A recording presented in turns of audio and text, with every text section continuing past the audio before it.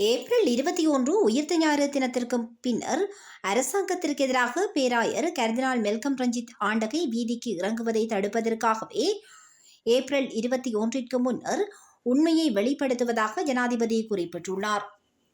உண்மையை வெளிப்படுத்த சுபநேரம் பார்க்க வேண்டுமா என்று பிவதுருக்கெல உரிமைய கட்சியின் தலைவரும் முன்னாள் பாராளுமன்ற உறுப்பினருமான உதய கம்பன்பில தெரிவித்தார்.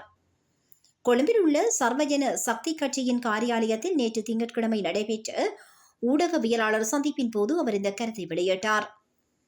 தொடர்ந்து அவர் கருத்து வெளியிடுகையில், ஆட்சிக்கு வந்தவுடன் உயிர்த்த ஞாயிறு குண்டு தாக்குதல்கள் தொடர்பான உண்மையை பகிரங்கப்படுத்துவதாக ஜனாதிபதி அனுரகுமார திசாநாயக்கா தேர்தல் காலத்தில் மக்களுக்கு வாக்குறுதி வழங்கினார். இந்த மாதம் 21ஆம் தேதிக்குள் உண்மையை பகிரங்கப்படுத்தாவிடின் அரசாங்கத்திற்கு எதிராக வீதிக்கு இறங்குவதாக கர்தினால் மெல்கம் ரஞ்சித் ஆண்டகை அரசாங்கத்திற்கு எச்சரிக்கை விடுத்திருந்தார். அரசாங்கத்திற்கு எதிராக பேராயர் வீதிக்கு இறங்குவதை தடுப்பதற்காகவே 21ஆம் தேதிக்கு முன்னர் குண்டு தாக்குதலின் உண்மையை வெளிப்படுத்துவதாக ஜனாதிபதி குறிப்பிட்டுள்ளார்.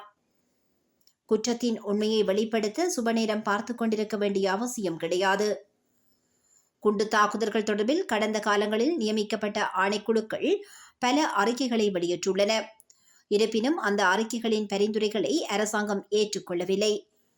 ஜனாதிபதி வெளிப்படுத்தும் உண்மையில் உள்ள பொறுப்புதாரி யார் என்பதை நாங்கள் பார்த்துக் கொண்டிருக்கிறோம் என்றும் அவர் தெரிவித்துள்ளார்.